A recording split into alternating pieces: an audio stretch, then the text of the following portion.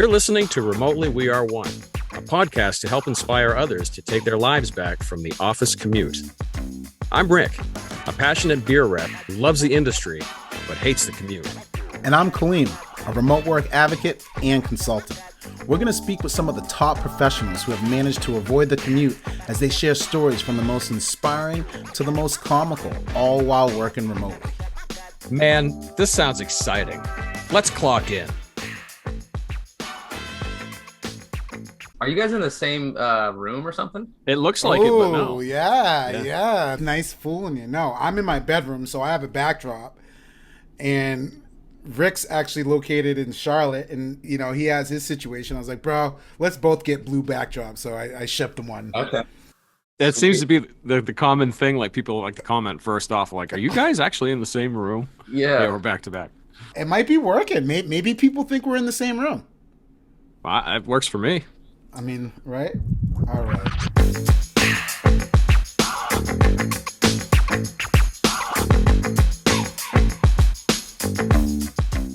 Welcome back, everyone, to Remotely We Are One. I am your whimsical and charismatic host, Rick Haney, joined, of course, by the wise and ever charismatic Kaleem Clarkson. Hey, Kaleem. East side! Let's go! I don't know why. Well, that just took a turn. How you doing, man? Good. I don't even know how to respond to that. It's like, whoa, well, hey, let's pump the brakes a little bit, okay? All right. I just want to buy this paper. I'm just buying this newspaper. How you been, man? I've been so busy, but I tell you what, these podcast breaks during the day are a warm welcome because they break up kind of the monotony of my daily life. So, yeah, especially when we have episodes like today, I am so excited to talk to this guy. More importantly, I learned something about you every day. Like, Rick, I mean, if the listeners have been listening, if you haven't, go back and listen to some previous episodes. Watch some videos. But I've known Rick almost my whole life. And I know a lot about him. I know a lot about him, his family, his brothers and shit. But, like, I just found out that you once blew out your hip and your knee throwing a damn axe at an axe bar. Is that a true statement? I mean, come on. I mean, how old is that? Well, let's rewind a few centuries back to the hills of Kilkenny. I was getting ready for battle. And I was upon my horse. That's great. I had me axe at my side. me axe at my side. I hope all of our brethren and sisters in Ireland are not taking Rick's hat or his accent personally. Neither of them are real. So the reason why that story came up is you have a little something in common with our guest today, Rick. Our guest today, he had to reschedule because he's trying to still be an athlete at the age of when you're not supposed to be an athlete probably. We all feel that. I've torn my ACL, my patella, and my Achilles. But so he's recovering, so I'm glad he's feeling better. He's also a former digital nomad and is now a Slowmad. So we got to talk about that term. We will. He's the co-founder of the coworkclub.io. We definitely have to talk about that. We missed it with our friend Ali, so we got to talk more about that. Shout out Ali. He once worked for Remote Year. For those of you who don't know, Remote Year was the first on the scene planning these remote work trips. So that's really interesting. This is probably why the dude tore his ACL, because he's still trying to ball. He was the captain of an international men's league basketball team in Mexico. I found that interesting. And last but not least, he is the founder of the Remote Job Coach. Viewers and listeners, please give a warm welcome to Mr. Jordan Carroll. Yeah. Yay, man, hey. For all those wanting to play basketball in your later years, do it until they cut your legs off. For real. Just ask LeBron James, who's still balling. Still going. I mean, I don't have the budget he has to take care of my body, obviously. But, dude, I'm not that old. Come on. Cut me some slack here. I probably just need to chill the hell out a little bit, so we'll see. Well, not necessarily. You keep going until you can't. No, it's necessary. I think I'm getting all the signs that you're just like, hey, probably just chill out a little bit. Like, Yeah. you weren't even trying to do this like 10 years ago. So now trying to do it now. Yeah. It's just, it gets easier, bro. The rehab's tough in the beginning. I tore my ACL, I tore my Achilles and my patella. I'm all stitched together. It sucks. Just strengthen it up. You'll be back before you know it, bro. About a year. Yeah. You might even be better. In 10 years, like, you can just implant robot, bionic arms and legs, and then it's going to be all good. I'm going to be able to dunk really easily. So that's what I'm banking on, honestly. Jordan, we're really happy to have you here on the show. We have so much to talk about. I'm just going to touch on this real quick because Kaleem just nonchalantly skipped over it. But you are the author of Remote for Life. Yeah. Awesome. Yeah, writing a book is, oh my God, it's an absolute, I mean, it's fun at times, but for anybody who's ever written a book, they'll tell you, like, it is the hardest thing that I think I've done. Wanting it to be so perfect. And I'm even working with a publisher, and even working with them and having their resources and being able to, tap into that. It's just a long fucking process, man. And you sit there and you just feel like you're not making any headway. And I've actually, since this surgery 2 weeks ago, I've actually not even worked on it at all, because I've kind of had this like weird procrastinative feeling. I mean, obviously taking a bunch of pain meds, you're not really in your right mind anyway. This is the second day yeah, I mean, you might want to write some stuff down. Some stuff might come out that you weren't anticipating, like maybe a journey, sir. Surprise myself, right? And yeah, today's the second day I'm off of the pain medication, so I know I'm going through a little bit of withdrawals, I think. But don't do that, sir. Don't do that. Throw them away. Throw them away. Well, no, they're gone now. They're gone now. But I took them for about 2 weeks because the pain was just insane. Swelling on this thing. So, but yeah, the book's awesome. So next year. Awesome. Well, looking forward to that. So you now are at the point where you're writing books, but we have a gap of time to cover before you got to this point. So talk to us a little bit about how you got started with remote work and how it's all led to where you are at this point. Yeah, dude, like Craigslist. That's how I got started with remote work, believe it or not. Stop it. Yeah. No shit.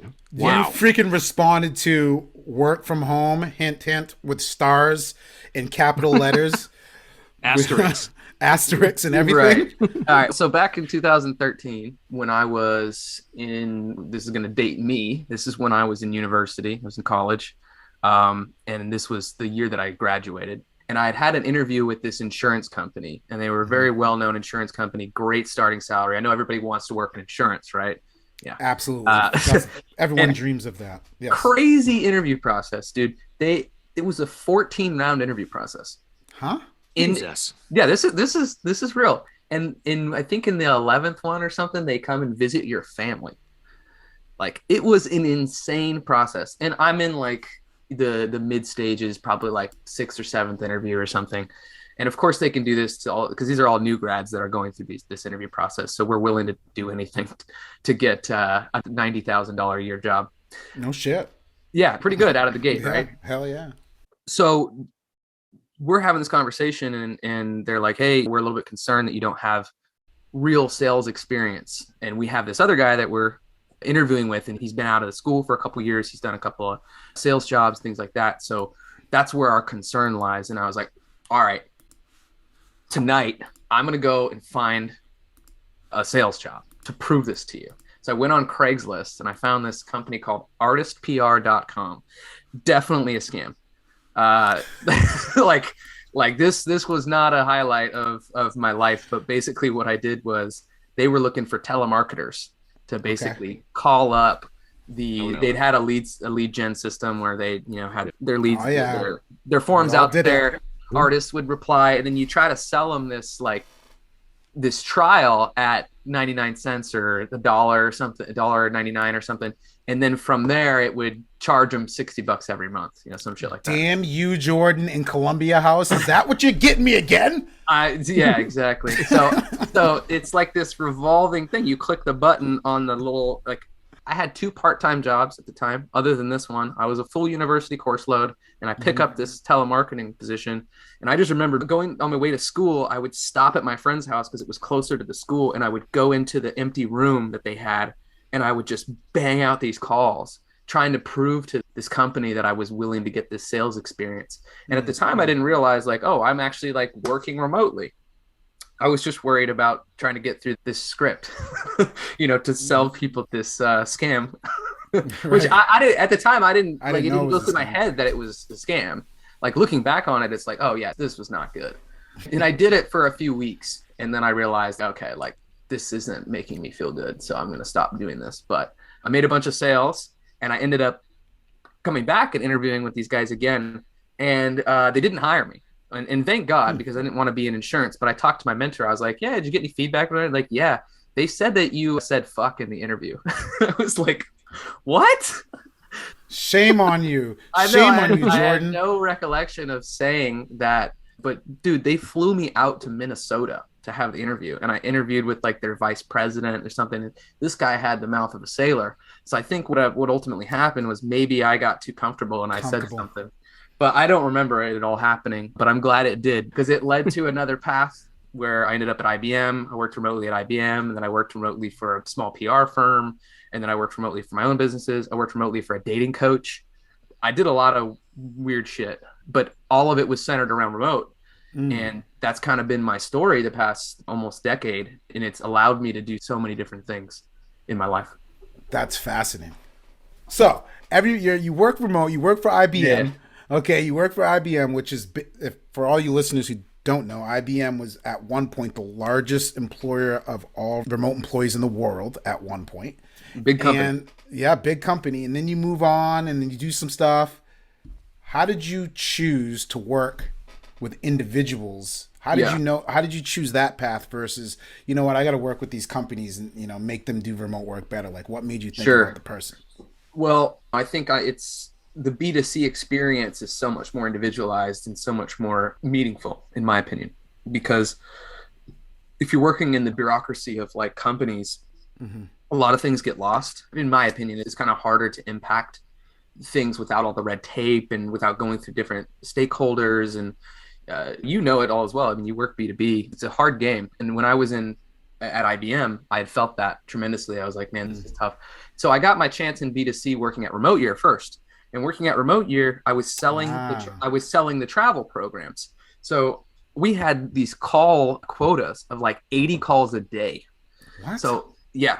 Or it was like an hour and a half of talk time, and they would track it in Salesforce. So you could see the leaderboard every day. You can see who's made how many calls. You can see this. It was a hustler's job. That's what happens when you work for a funded startup and high growth, all that sort of stuff. So I really cut my teeth in the remote industry in that way. Although I'd been remote for a long time, this was like the true remote first organization that was supporting remote products. And it was just the ethos of the company. Everybody I worked with was my age, which was so cool, or with at least within, 10 years. Whereas IBM, it was like 30, 40 years difference. Yeah. So but the big thing was Remote Year does not provide a remote job to its clients. Remote Year is a company that organizes travel programs for people that already work remotely. So think of it as like a turnkey digital nomad. I want to go travel the world. I have a remote job, but I'm kind of unsure where to start. I don't know people, or I don't know where to go. You go to Remote Year and say, hey, I want to go on this trip. And they're like, $2,000 a month. We got your flights. We're going to get you with the apartment. We're going to have a community around you. We'll do events. We've got people in every city. It's a nice way to start, especially digital nomad kind of journey. Yeah. And so I knew I wanted to do that. So when I first started traveling in early 2018, I did a program with the full intention of eventually working for the company. And it worked out. So I ended up going on the program, then I get the job. And the thing is, so you went on the program first. You paid for it yourself. Yeah. And that's a strategy too that I teach my job seekers is anytime that you can become a customer of a target organization, say that you want to work remotely for Zapier, for instance, you better as hell have a Zapier account and be trying it out and using it and be part of their ecosystem. Like understand the customer relationship that they have, jump on their newsletter. Like you want to do the things that put you in their world. So that was like obvious to me. Although I know that for a lot of job seekers that I work with, these kind of things aren't so obvious. So that's why I started realizing, I got to teach this. And people would call into Remote Year and they think, Remote Year is going to get me a job to allow me to travel. Not the case. So that was my validation. 50% of people calling in saying, hey, like, you guys help people get remote jobs? They're like, no. And I was like, fuck, I need to go help people do this, because there's all the validation that I need. So yeah, so I started kind of creating resources where if someone called in and I would talk to them and they'd say, hey, I'm looking for a remote job, whatever, I'd send them the resources after. And after getting this question again and again and again, and getting it from my friends, like, hey, how are you traveling the world and working? You realize, I think sometimes if you get enough questions about the same thing, you should probably make it into a business. Very good advice. Yeah, if it's viable. There's certain things that are probably questions that you get that's not a viable business. But for me, in that circumstance, it was definitely viable. So just to be clear, like, basically you go and you're at remote year, then you start working for them, and people are calling there all the time saying, oh, do you have any jobs? Because they feel like, because at the time there weren't that many companies that were posting about remote. So they when you went to the website, people just probably thought it was a job. So people were calling in, and then you were just like, no shit, man, maybe I should start coaching. So yeah, in a sense, exactly. It was kind of like, I put myself in a position to really understand the community well from a customer side point of view. And then all the employees that I met, I told them my intention. I was like, hey, I want to work at Remote Year, just so you know. Like, I'm going through this program and I'm going to have a great time, and I'm going to like be a leader in this program. I'm going to do like knowledge shares. I'm going to like, be part of the community heavy. And that way, as one of their sales reps, the job came up. Two people submitted my resume for me immediately. I never had to apply. So that was a really awesome experience. And then once I got moved in there, yeah, there's this marketing disconnect. And they try, Remote Year tried for the life of them to really fucking explain, hey, we don't give you a remote job, because people just don't read, dude. Yeah. And then they go through the lead magnet, and they go in and they go set up a call, and then boom, and then it ends up on my calendar. And then I end up calling them, and that's how it would work. And so you'd have a number of calls that would be set up for you, and then you'd have a list of leads that were assigned to you, and you'd be doing a mix between like this outbound where you're just calling all the people on this list versus people are setting up calls on your calendar. And yeah, dude, about 50% of them are like, you guys give job? Like, no, we don't give job. So and before we kicked things off, you talked about in every episode we talk about being a digital nomad, which sometimes can be a source of contention to some people, but you referenced being a Slowmad, and I want to know more about that and how you decided that you were one. Yeah, what is a Slowmad, man? This is the second time we've heard this, and we just haven't had a chance to talk about it. I first heard it from Andreas Klinger, who was the former head of remote at Angel, and he does some venture capital stuff for remote first companies. And I heard it from him at I think it was either at the conference I went to, or it was a tweet that he did, which has kind of a long thread of these different archetypes of nomads, because I think what's important to understand is not all remote work is equal, right? 95% of remote jobs are geographically restrictive. So time zone, place, country, whatever it is. So even within that subset, there's a small subset of people that are traveling and working, and a lot of those people are self-employed or freelancers, or they work for a remote first organization that will allow them to travel. So from 2018 to about 2020, I was definitely more on the digital nomad, where it's like I'm traveling pretty much on a monthly basis to different countries. I'd kind of consider it between 1 and 3 months. I'd stay in a location, and then I would change that location. And I'd be actually constantly changing Airbnbs and just living this lifestyle that's a little bit more fast-paced. And after doing that for a while, this is a very common thing, is that people just burn out from that, because when you just don't have that structure, like, you just can't be the best version of yourself. And a lot of people who do that are running away from shit, or, they're dealing with trauma or whatever, and kind of sinking themselves in the travel helps them kind of find themselves. And I found that that's what I was doing. I was just trying to find myself and figure it out. And so when I got to a place where I was like, oh, I actually want to move to this place in Mexico. I want to try this relationship with this woman that I had met there. I want to build my business. The Slowmadding comes into play. And it's like, oh, I'm going to stay in a place for 6 months or more. And maybe I'll do some trips on the weekends and stuff like that. But I'm not going to change that base for 6 months to a year. And I mean, these are kind of arbitrary terms, but I feel like it does a good job of defining that. And then Andreas, in his Twitter thing, he actually has very kind of strict definitions to each of these. Yeah, I think definitions are important because it's hard to get on the same wavelength with someone if you're speaking a different language or if you're on a different train track or something like that. So I do think it's important, and I like that idea of a Slowmad. And honestly, like, that's something that I've always kind of dreamed of doing, and doing that even just within the United States. I know globally, like at some point, I would like to be able to do that globally, but with a little one in school, it's a challenge.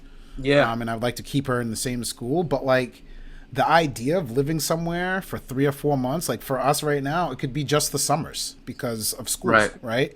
So doing 3 months just for the summer, I really like that term. And I feel like there's going to be a lot more people that are going to end up doing the Slowmad lifestyle moving forward than the quote unquote digital nomad lifestyle 100%. So it's really cool. So this kind of leads me to the next question I have for you. It's around kind of that relationship building as a person who is traveling, who's location independent, who's working remotely. What are your thoughts on isolation and loneliness while working remotely? And can you talk a little bit more about what the co-work club that you and shout out to Ali Pruitt are trying to do?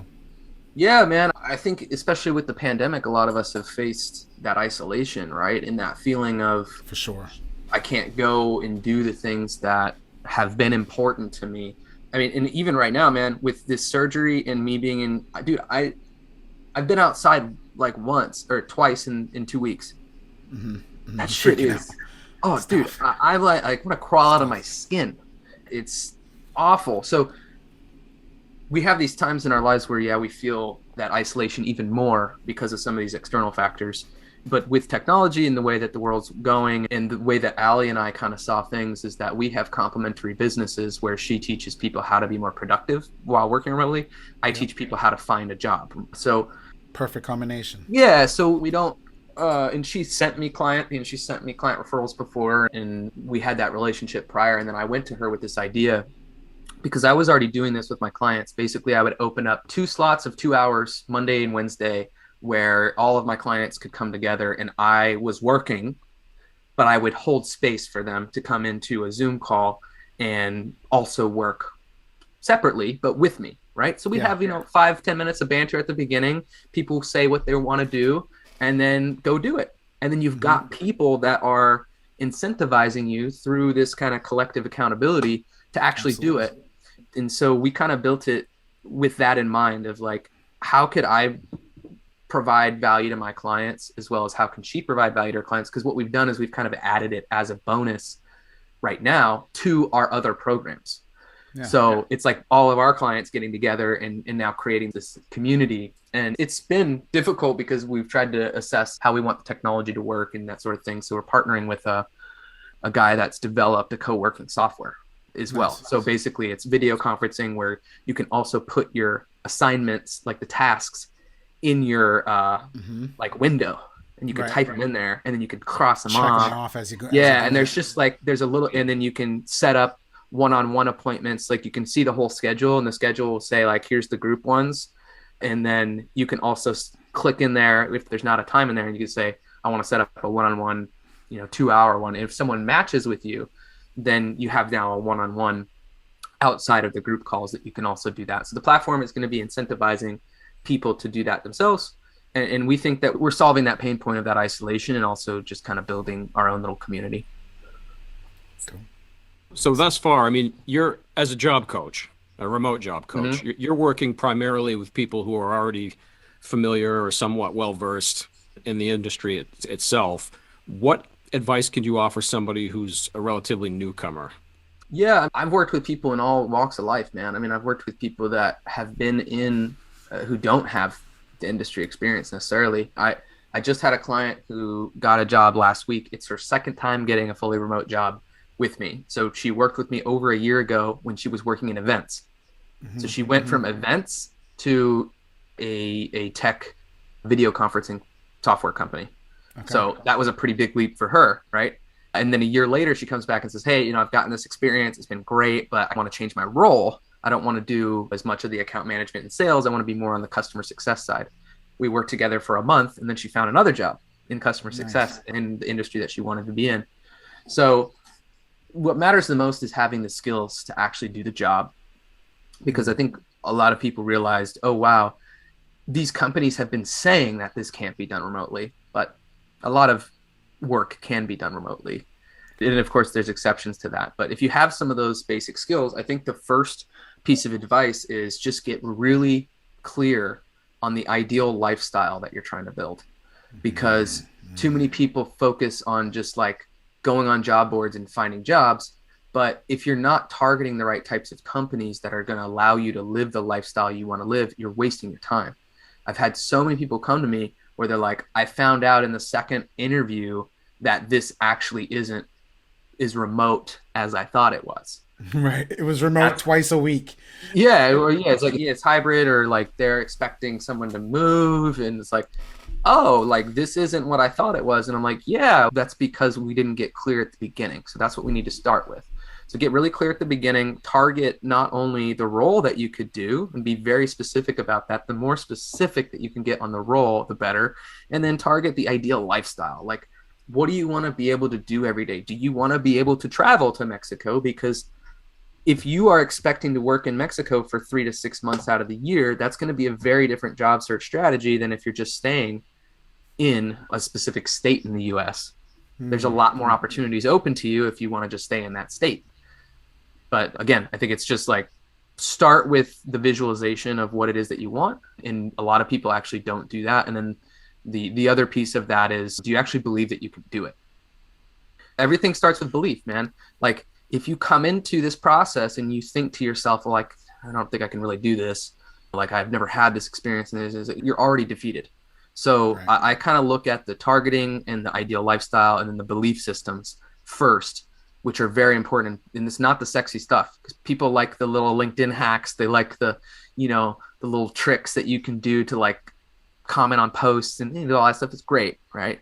But that's not what's going to actually move and change your life. It's this stuff that you do at the beginning with your beliefs that's going to actually do it. Wow. Y'all need to hear this. Rewind that shit. Rewind it. Rewind My it. computer just exploded. You got to design your lifestyle. We've heard this a little bit before from Allie. Very similar type talk. And of course, she's talking about being successful after you've landed a job. But no, you're talking about be honest with yourself before you even start your search. Clarify that. Yeah. And then just one last question before Rick ends it with the final question. The most important question, of course, at the end. Okay. But just to clarify, do you actually do searches for people or no? Do you actually actively look for jobs for people to apply to, or is it more of a let's design what it is that you're looking for and then go ahead and get it done? Both. Yeah. So the current structure, and I'm actually changing the current structure of my programs, but the way that I've done it in the past is that people that are part of my subscription program will get access to my content. They'll get access to my app, which is like a job seeking organization app. They get access to the mastermind stuff. They get access to potentially calls, things like that. And then on top of that, I've had a team in the past. Like I have different people that are solely dedicated to finding jobs for people. So you fill out a survey, give me all the information. And then I have my own private job boards that I curate based on the companies that I already know. So I have two different ones. I have one that's specific to work from anywhere. So these are the companies that, from my experience, hire work from anywhere. They are remote first, they're distributed. So I'll have my team check those job boards first. Mm-hmm. And then I have one that is connected to all of the jobs in my network. So someone posts on LinkedIn and says, hey, we're hiring, blah, blah, blah. I'll save that post and then I will put that into my own personal job board. And then whenever I can, for some of my high-end clients, I will make those introductions too. Like I'll actually introduce them. So that's impressive. So flood his email box. He only has so much time. He's probably already booked, but do it anyway. If you're sick of your commute, I'm in the ATL. The commute is horrible. Reach out to our friend Jordan and see how I can help you. Awesome, man. Well, I appreciate it. And we'll see what happens over the next couple of months. Because like I said, I'm restructuring my offer and I'm restructuring kind of how people can get a hold of me and use my services, because I'm wanting to make some more time for my book. And again, it's like always goes back to like visualization of what do you want your ideal life to be. And right now my ideal life looks like spending a lot of time on this book. So I got to like clear a lot of things and make things a little bit easier on my end. And that's what I'm working on right now. So you've been doing this a long time, Jordan. You've seen some shit. I know it. I can hear it in your voice, right? You see it in my eyes, right? Yes. My dead eyes. Your dead Cold, eyes. dead eyes. You have beautiful eyes. Let's just rewind for a second before you ask me. You have beautiful eyes. Thank you. Beautiful eyes, Jordan. I was actually fishing for a compliment on that. Yeah. Succeeded. Kaleem always comes through. Having said all that, tell us about something in all of your years of experience that really sticks out in your mind. Could be funny, it could be inspirational. Yeah. One of the coolest things about working remotely, and specifically about being able to travel and work remotely, which is what I've been fortunate enough to do. I've lived in 15 different countries on 5 continents.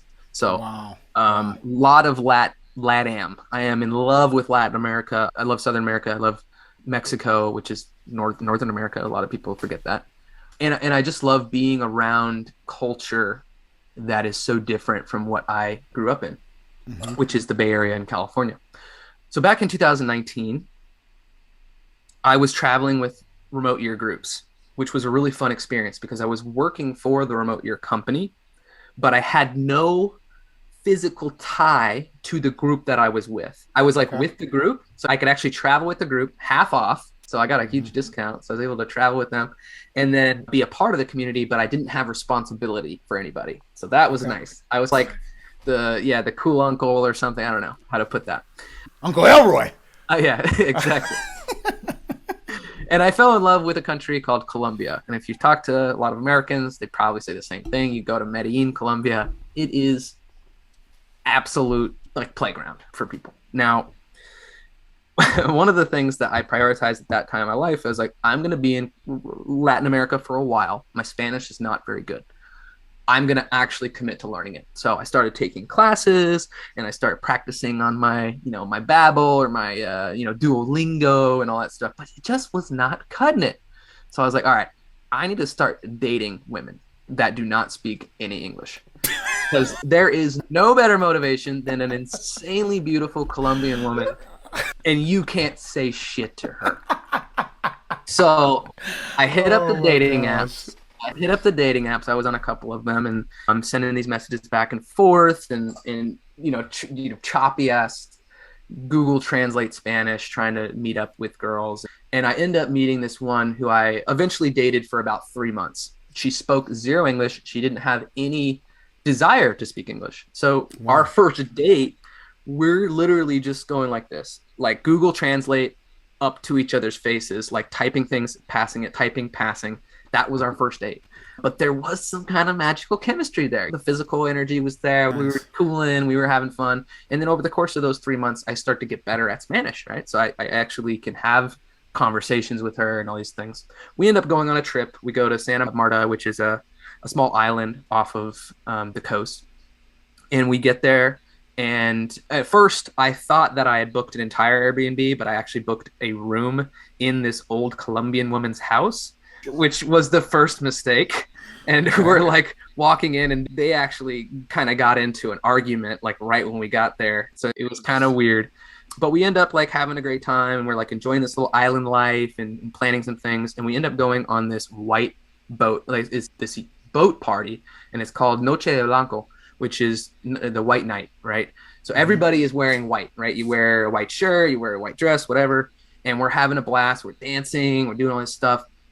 And we sit down, and they're starting to walk around and look for volunteers. And she ends up volunteering me, and I have no idea what this is for. So they bring me up, bring me over, and I'm standing next to these other guys, and I'm looking around, and there's hundreds of people on this boat. And I'm just like, what, next to these 4 guys, and I can't understand a word that this dude's saying. He's talking really fast Creole, English, and Spanish, and he's blah, blah, blah, blah, blah, and he's going to each dude, and he's like handing the mic, like, blah, blah, blah, and then the other guys are like, blah, blah, blah, blah, and I'm just like, they get to me, and he's like, blah, blah, blah, blah. I'm just like, see.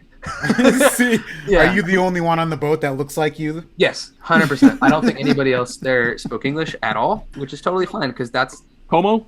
Yeah, that's the discomfort. Okay. That's the fun of the discomfort too. So, and I'm going to try to wrap this up because I know we're conscious of time here. So I end up realizing that I'm in a dance contest, and I did not sign up for this dance contest. But I tell you what, I'm not a quitter. Oh, they bring out these other folks, and what you had to do basically was match whatever this guy did. He was one of the performers on the boat, and he'd come in and he did this crazy dance, and they play the music, and then each guy goes up and does their version of what he just did. And I went last, and I saw the competition. And before I tell you I actually won this dance contest, I want to say there was no competition. These guys were awful. So I'm a decent dancer, but I got lucky with the competition there. So they go through the dance, I go through the dance, and I end up winning a burnt CD. It was of reggae. It was like a burnt CD. Like it was blank, and it had reggae on it, a bandana, and then a 2-for-1 snorkeling trip. But you still had to pay. So like it was more of just like a coupon. And I did forget to mention, which I actually didn't forget to mention, but I sit back down and I looking up at the stars, and I'm like, man, what the fuck is life? And I realized I was tripping on acid this entire time as well. LSD to end the story. So I had given her and myself a tab before we jumped on the boat. Hello. Is anybody out there? And that was the cap, man. Was just like looking up at the stars and like feeling this feeling of like intense joy and like, how did my life get here? And how can't speak Spanish. Oh yeah, I'm tripping balls. And, I'm tripping balls. This whole time. I forgot. Crazy, man. I got cartoon bluebirds sitting on my fucking shoulder, and I don't even know where I am. It was wild, dude, but so much fun. Those are damn rattlesnakes. Those are damn rattlesnakes down there. Natural born killer. Yeah. So you're on a boat, son. There's no rattlesnakes out here. That's awesome. Jordan Carroll, thank you so much. Where can our listeners find you? Yeah, man. I think the best place, the remotejobcoach.com. I've got links to everything on that site, so you can just go through that. Yeah. Perfect. Well, we thank you for joining us. Thank you so much for that entertaining story. This is up there. We're bookmarking it. Thank you so much, Jordan. And hope your knee heals, and hopefully I get to come visit you in Mexico for another journey. Yeah, Rick, Kaleem, I appreciate it, guys. Rick, I need to check out your impressions or something, so send me some of that if you get a chance. Sure. We're right in the middle of Christopher Walken's 12 Days of Christmas, so. Oh, yeah. Absolutely, man. Well done. All right, guys. Cool. Later. Thank you so much. Thanks, guys. Good stuff. Take care. Bye. You've been listening to the Remotely We Are One podcast. Visit us at remotelyone.com/podcast for upcoming episodes. Subscribe to our YouTube channel and download our episodes on your favorite podcast app. Hey, don't forget to clock out.